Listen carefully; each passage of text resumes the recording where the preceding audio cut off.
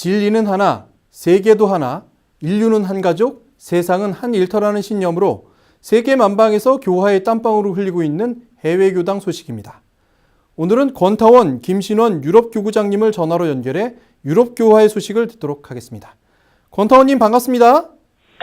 반갑습니다. 네, 중국이나 일본 등의 다른 해외교구들은 보통 한두 개의 나라를 기준으로 하고 있는데요. 유럽교구는 대륙을 아우르고 있습니다. 유럽교구에 대해서 소개를 좀 부탁드릴까요? 원기 71년 3월에 퀼른시에서 원불교 유럽교당이라는 명칭으로 정관이 승인됐고요. 이 같은 해 3월에 최성덕 교무님이 독일 교무로 발령을 받게 되면서 유럽에 원불교가 진출을 했습니다. 그래서 이어서 원기 75년에 이제 저 김신원 교무가 프랑스 파리에 왔고요. 78년에 정식 사절장을 받고 파리 경시청의 사단법인 원불교 교도의회로 등록해서 승인돼서 교화를 시작했습니다. 그리고 원기 81년 고 백상원 교무님의 개척 의지와 교단의 정책에 따라서 러시아 모스크바 교당이 설립되면서 결정적으로 유럽 교구가 탄생됐습니다. 그래서 이 초대 교구장에 초타원 백상원 교무님이셨고 교구 사무국은 러시아 모스크바 교당에 설치됐습니다. 그런데 이제 그 당시 유럽에는 프랑스를 비롯해서 독일, 러시아 등 교당이 단지 3곳밖에 없는 상황이었지만 현재는 아프리카, 인도, 동남아, 네팔 등 여러 대륙을 하나로 묶어서 유럽 교구로 광대하게 편제돼가지고 대륙을 아우르는 교구가 된 것이죠. 그러나 원기 100년도 해외교역자 대회에서 너무 방만한 교구 체제를 어떻게 효율적인 방안으로 재편성할 것을 우리가 권유해서 현재는 유럽 교구는 아시아 지구와 아프리카 지구, 유럽 지구로 해가지고 아시아 지구와 아프리카 지구는 원불교 중앙총보국제부에서 관할하게 됐고요. 따라서 저는 이제 유럽 내에 있는 교당들만 관할하게 돼서 한결 어깨가 좀 가벼워졌고요. 효율적으로도 좀 더 아주 좋게 됐습니다. 네, 그래도 각양각색의 나라가 옹기종기 모인 곳이 유럽이 아닐까 생각되는데요.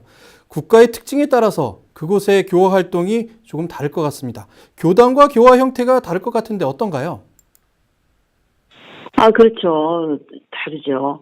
유럽을 보면은 약 46개국의 나라들이 있거든요. 근데 언어, 민족, 종교, 문화가 정말 각각 다릅니다. 특히 언어에 있어서는 영어를 쓰는 국가는 단지 영국뿐이에요. 근데 이 언어적 다양함에도 불구하고 유럽 공동체가 형성이 되고 2000년에는 화폐를 유로로 통합했습니다. 그래서 유럽의 교당들이 지금 현재 모두 정착 단계에 있기 때문에 각 나라나 담당 교무들의 그 역량이나 특성에 따라서 각각 조금씩 다른 형태의 교화 활동을 진행하고 있습니다. 예를 들어서 모스크바는 러시아 정교회 이외의 종교 활동을 인정하지 않기 때문에 원광 한글학교라는 타이틀로 교화 활동을 활발하게 펼치고 있지 않습니까? 근데 이제 독일이나 프랑스 등은 우리가 제재를 받지 않기 때문에 서유럽 쪽은 이미 그러나 이제 선풍이 불고 있어요. 본토인 교화를 위해서는 다양한 수행 프로그램이 개발되고 사이버를 잘 활용해서 원불교 문제를 널리 먼저 알려야 한다라고 저는 생각을 합니다. 그러면은 조금씩 교화가 활성화되지 않을까 저는 그렇게 생각을 하고 있거든요. 네, 현재 교구장님이 계신 곳이 프랑스의 파리라고 들었습니다. 파리에 있는 원불교 교당이 어떤 모습일지도 궁금한데 어떤 모습일까요? 저희는 원기 95년부터 유럽 교구 사무소가 프랑스 파리로 이동되었습니다. 그래서 이제 교구장의 임지가 어느 나라이냐에 따라서 유럽 교구 사무소가 이동이 되는 그런 상황이죠. 저는 이제 5대 유럽 교구장으로 프랑스 파리 교당 주임 교무를 겸임하고 있습니다. 그래서 저희는 이제 각종 일요일 법회를 이제 위주로 하고요. 단전 호흡에서 선을 매주 저희가 일요일마다 교도들과 함께 하고 있고요. 그래서 이 지역 사회부터 저는 원불교 선나 수행 방법을 통해서 그 사람들의 어떤 마음의 안정을 얻도록 도와주고 싶은 그런 교화를 지금 저는 하고 있어요. 그래서 유학생 위주로 교화를 이제 했다가 지금은 여기서 정착에 남아있는 한인들과 본토인들이 조금씩 간판을 보고 조금씩 찾아옵니다. 그래서 그분들과 함께 교화를 활동을 하고 있습니다. 네, 지난해 프랑스 파리에서 발생한 테러는 많은 사람들을 안타깝게 했던 것 같습니다. 원불교는 어쩌면 유럽 사회에서는 낯선 종교일 수 있는데요. 테러 이후의 분위기는 어떤지 궁금합니다. 오히려 이슬람교 단감이 오히려 커짐에 따라서 불교는 이득을 보게 된 거예요. 불교 계통의 그 종교들은 절대로 싸우지 않는다는 걸 알고 있거든요. 늘 평화를 추구하고 살생을 하지 않고 이런 정신을 이 사람들이 어느 정도는 알고 있어요. 한국 사람들이 좀 아는 게 많거든요. 그래서 그런 점에 있어서는 저희는 굉장히 원불교는 더 좋은 쪽으로 나가고 있고요. 그저께도 여기 가시장이라고 하는 그 시가 있는데 그 시에서 그 시장님이 주관을 해가지고 원불교 8교당이 있는 쪽에 그 여러 시들이 있거든요. 그 시들의 종교들을 모두 종교인들을 초청을 했어요. 그래서 제가 거기 가서 원불교 원에 대해서 세계는 하나고 인류도 하나고 종교도 하나고 그런 취지를 설명을 했습니다. 그래서 좋은 반응을 얻고 그러고 돌아왔습니다. 네, 유럽은 한때 70년대, 80년대에 종교의 무덤이라고 불릴 정도로 종교에 대한 관심이 줄어들었던 지역으로 알고 있습니다. 실제로 유럽 교구의 교화 비전과 전망이 밝은지 어떨지 궁금한데요. 어떻습니까? 그렇죠. 저희 이제 유럽 교구의 교화 비전은 이제 각양각색의 나라들 속에서 상황에 맞게 지금 정착화 과정에 있다고 제가 아까 말씀드렸습니다만은 따라서 원불교 법을 부지런히 교법을 전해가지고 각 나라별 교당들의 교화가 활성화되는 게 소박하게나마 유럽 교구의 비전입니다.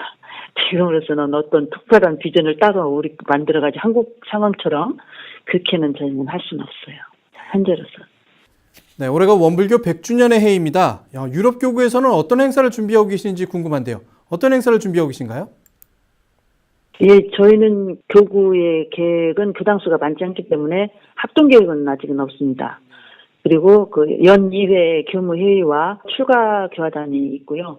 그리고 먼저 교무님들 저희가 챙겨서 어떻게 하면 좀 교화를 좀 잘 해볼 수 있을까 이제 그런 취지에서 모이고 있고요.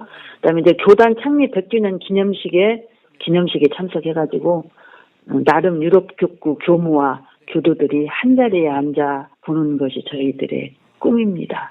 평안 경기장에 앉아서 함께 앉아보는 게 꿈입니다.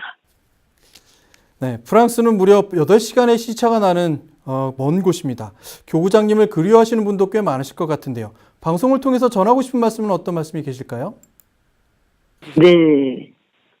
제가 추가 교도님들의 마음 공부는 이제 100년부터라고 저는 생각을 합니다. 세상에 아무리 물질 만능주의가 대세긴 하지만, 이에 따라서 원불교 초창기에 가난했던 창립 정신을 부활시켜서 소박하고 깊은 마음을 우리가 더 서로 소중하게 여겨주는 그런 원불교인들이 되기를 바라고요. 또한 지구 환경 변화가 심각한 현실 문제로 대두되어 있습니다. 그래서 교단 창립 정신을 생활 속에 실천해서 우리 교도님들이나 교무님들 모두가 덜 먹고 덜 쓰는 그렇게 해서 천지의 진정 보온하는 그런 원불교인들이 되기를 저는 바랍니다. 네, 교구장님의 목소리를 듣고 반가워하시는 분들이 많았을 것으로 생각됩니다. 앞으로도 종종 유럽 교구의 소식을 전해 듣겠습니다. 오늘 말씀 감사합니다. 감사합니다. Félicitations pour la grande réunion célébrant le 100e anniversaire du bouddhisme Won. 펠리시타시오! 원불교 100년 기념대회를 축하합니다. 축하합니다.